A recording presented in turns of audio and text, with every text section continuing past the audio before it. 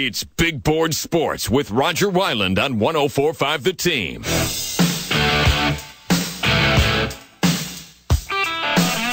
All right, as promised, the well-regarded guy to David Adler, MLB.com, joins us on Big Board Sports, 104.5 The Team, ESPN Radio. And David, good morning. Thanks for a few minutes. Roger Wyland, Eric Hanneman on 104.5 The Team, ESPN Radio in Albany. How are you today?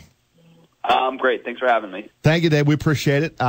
Before I get too deep into the Yankees, we just brought up before we went to break to get to you with the trading deadline coming up and this Mets team obviously in the midst now of an awful season. What do you expect them to do? We know they're going to be sellers, but how big a seller are they going to be? Meaning DeGrom and Syndergaard. Do you see either one of those two being moved?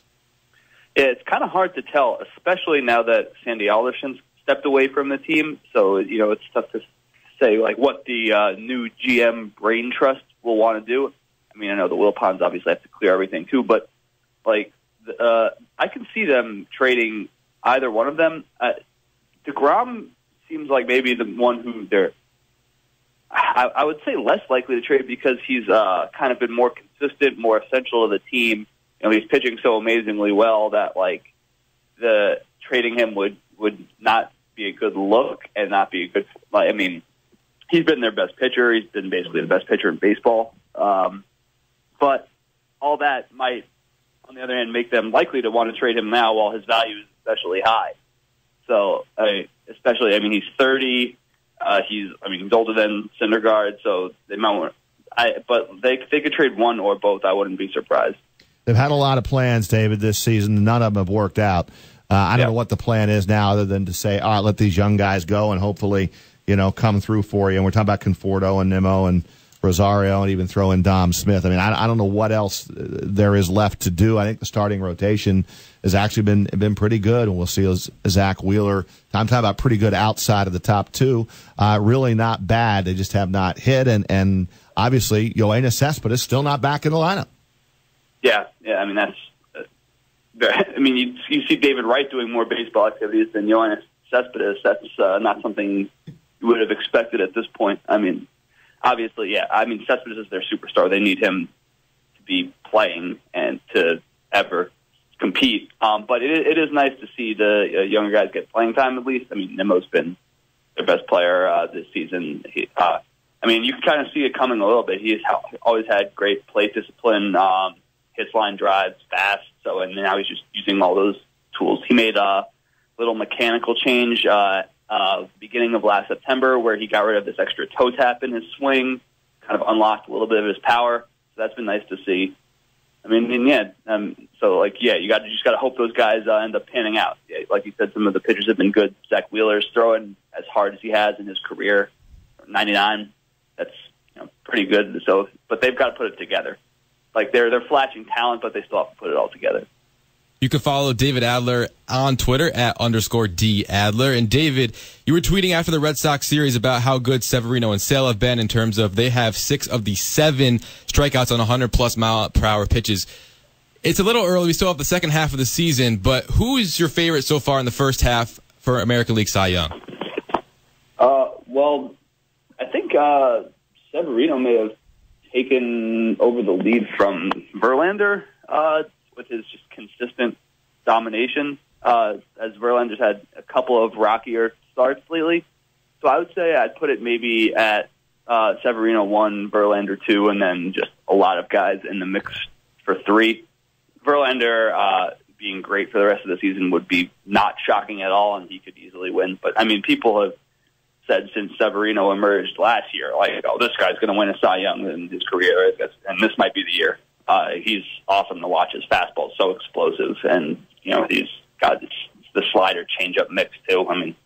Very fun to watch. David, whether it's right or wrong, we've been keeping track of the AL East standings since day one of who has the lead. And it's either the Yankees or the Red Sox. I think no more than 2.5 games have separated them the entire season. Having said that, when you look at these two teams and one of them's going to win the division and one of them's going to be the wild card, who do you think is better right now? And I know you just wrote something about the Yankee bullpen and how good they are this season. Well, I mean, and I think that's still their big edge. Like if it came to a playoff series, is that the Yankees bullpen is just by far the strongest. Now I say this the day after David Robertson gave up a game-winning homer to Ronald Acuna, but I mean, they have just all these arms. I mean, Chapman's been awesome. I mean, yesterday he threw his fastest pitch of the season, 104.4 miles an hour. So he's, I mean, looking electric. His sliders, I mean, looks greatly improved. And then they still have, Robertson. Betances looks like he's found his command a little bit. That's nice. I mean, and really important for that bullpen. And then Robertson's usually pretty consistent, although this home run, Chad Green basically still getting guys out with that lively fastball. And Jonathan Holder, too, has been great for them. Like, they've got all these other guys, too. So, I mean, they've got the deepest, best bullpen, and you've seen how bullpens are so magnified in the playoffs. That's what I think gives them the edge. As far as the regular season goes, the Red Sox have, like, this awesome lineup, some great pitching at the top of their rotation. They still have, Kimbrel at the back, so they might easily win the division. But I like the Yankees long term. What do you think these teams will do, Yankees and Red Sox, at the trading deadline? I think the Yankees, both of them, seem like they might be trying to go get a starting pitcher. The Yankees especially, that's just like kind of been the buzz around them for a while. So, and it seems like lately the latest reports are that they might want, they're not looking for like a mid-back type of rotation guy. They might be looking for an ace. So you could see them trying to trade for, I mean, I know Brian Cashman said he's, checked in with the Mets about the Mets top guys. So I don't know if that trade would actually happen, but you could see them go after those type of guys at least. And I think the Yankees will definitely end up with adding a starting pitcher, whether it's like a Cole Hamels type or whether it's like a, DeGrom type. The Red Sox, I guess, probably also need a starting pitcher, maybe need a bullpen guy or two because their bullpen's not as deep. So, but who doesn't need bullpen help at the trade deadline? Everyone's always looking for that. So I think those might be the type of moves you'd see from those two teams. Now for the Yankees, the debate around here really is should they or should they not trade Clint Frazier? Where do you stand on that? I mean, I think if they could get like a DeGrom or like a Blake Snell type Right. with a Clint Frazier package, then yeah, they should probably go for that.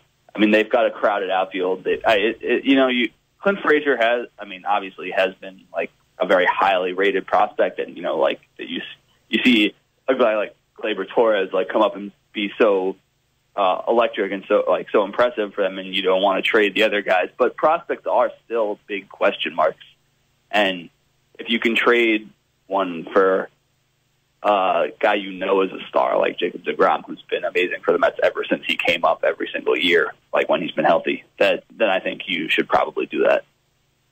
Well, it's going to be interesting, and at the end of the day, and I don't know how you feel about this, but it is what it is. One of these teams will have to face a one-game wild card, and you know what? You go through this season and win 100-plus games, and you can lose a one-game wild card and be done. Yeah, it's tough. Even the Yankees almost looked scary against the Twins there after they gave up like 3 runs in the top of the first last year in the wild card game. So anything can happen in those games. David, appreciate a few minutes. Great work, MLB.com. Thanks for a few minutes here on Big Board Sports in Albany. Oh, yeah. Thanks again for having me, guys. You got it, man. David Adler, MLB.com.